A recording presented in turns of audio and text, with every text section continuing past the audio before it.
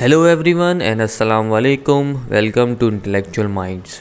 आज हम बात करेंगे रशिया और यूक्रेन के रीसेंट जंगी तनाज़े पर, जिसने पूरी दुनिया को खौफ की लपेट में ले लिया है। तो चलिए शुरू करते हैं। रशिया एंड यूक्रेन के दरमियान होने वाली जंग 24 फरवरी 2022 को प्यूटन के एक टीवी खिताब के बाद शुरू हुई, जिसमें सबसे पहले रशिया ने यूक्रेन के एयरपोर्ट्स और मिलिट्री हेडक्वार्टर्स को निशाना बनाया। इस वक्त रशिया ने यूक्रेन पर रशियन बॉर्डर्स, बेलारूस और क्रीमिया पेनिनसुला की तरफ से ज़मीनी, हवाई और समंदरी हमले किए हैं और काफ़ी इलाकों पर कब्ज़ा कर लिया है।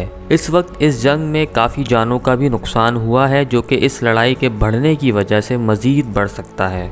इस जंग की अहम वजूहात प्यूटन की वो शराइत हैं जिसमें नेटो को मशरिक़ की तरफ मज़ीद एक्सपेंशन और यूक्रेन को नेटो की मेंबरशिप देने से मना करना था। प्यूटन ने ये भी डिमांड की थी कि नेटो उन तमाम मुल्कों से फ़ौज की डिप्लॉयमेंट को हटाए जो 1997 के बाद नेटो का हिस्सा बने, जिनमें एस्टोनिया, लैटविया, पोलैंड, रोमानिया और दीगर ममालिक शामिल हैं। ये डिमांड्स यूरोप की सिक्योरिटी और जियोपॉलिटिकल अलाइनमेंट पर असरअंदाज हो सकती थी और इसी वजह से नेटो ने उन्हें रिजेक्ट कर दिया था।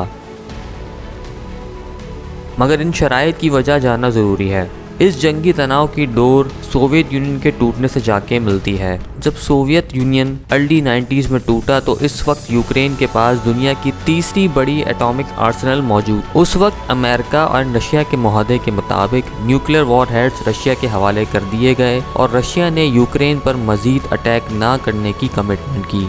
मगर 2014 में रशिया का यूक्रेन पर हमला करना और क्रीमियन पेनिनसुला को अपना हिस्सा बनाने से ये मुआहदा ख़त्म हो गया। इस कॉन्फ्लिक्ट में तकरीबन 14,000 लोगों की जानें गई और बाद में मिन्स्क मुआहदों के तहत जंगबंदी के मामला तय पाए।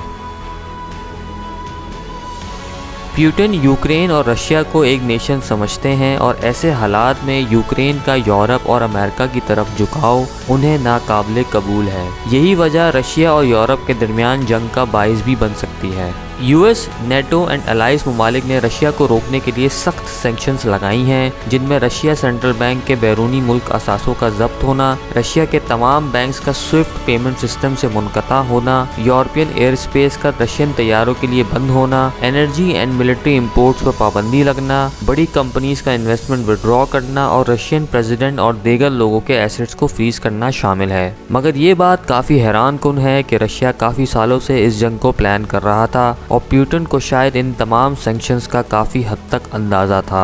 रशिया ने इन तमाम तर हालात को मद्देनज़र रखते हुए एक फ़ंड बनाया है जिसमें तकरीबन 630 अरब डॉलर्स के gold and foreign exchange currencies मौजूद हैं, ताकि इन इकोनॉमिक सैंक्शंस में रशिया की इकोनॉमी को सपोर्ट किया जा सके। प्यूटन ने अब तक अपने सबसे अहम ट्रम्प कार्ड संभाल कर रखा हुआ है, जो कि यूरोप और दुनिया भर को ऑयल एंड गैस सप्लाईज का बंद करना है, जिसकी वजह से global oil and gas supply shortage हो सकती है और प्राइसेस में मजीद इजाफा हो सकता है। इसके अलावा Putin cross border inter bank payment system, जो कि चाइना का international cross border payment systems हैं, उसका इस्तेमाल भी कर सकते हैं और स्विफ्ट से बैन होने के मुमकिन असरात को कम कर सकते हैं।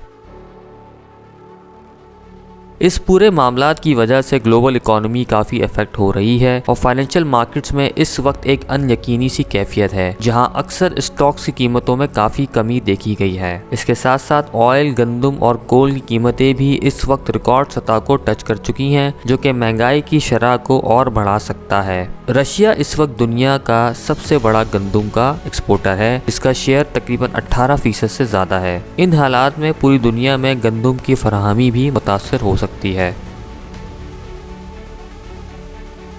पाकिस्तान पे इस जियोपॉलिटिकल तनाव का बहुत गहरा असर हो सकता है। सबसे पहले ऑयल प्राइसेस बढ़ने की वजह से करंट अकाउंट पे प्रेशर आ सकता है। इसके अलावा energy, food commodities and semiconductor की कीमतों में भी इजाफा मुतवक्का है, जो इंडस्ट्रीज़ पर काफ़ी मुनफी असरात डाल सकता है। फाइनेंशियल ईयर 2021 में पाकिस्तान ने तकरीबन 40% गंदम यूक्रेन से इम्पोर्ट किया था, जो अब इन हालात में काफ़ी मुतासर हो सकता है। इसके अलावा पाकिस्तान तकरीबन 28% polyester staple example fibre Ukraine को एक्सपोर्ट करता है। इसी तरह सेमीकंडक्टर की कीमतों में इजाफा ऑटोमोबाइल इंडस्ट्री पर काफ़ी इम्पैक्ट कर सकता है। स्टील की इंडस्ट्री भी रॉ मटेरियल की प्राइसेस बढ़ने की वजह से मुतासर हो सकती है। इसलिए हमें उम्मीद रखनी चाहिए कि इन जंगी तनाव में जल्द से जल्द कमी आए, क्योंकि इस वक्त दुनिया की मईशत के लिए ख़ास तौर पर कोविड के असरात के बाद एक और झटका बर्दाश्त करना काफ़ी मुश्किल हो सकता है।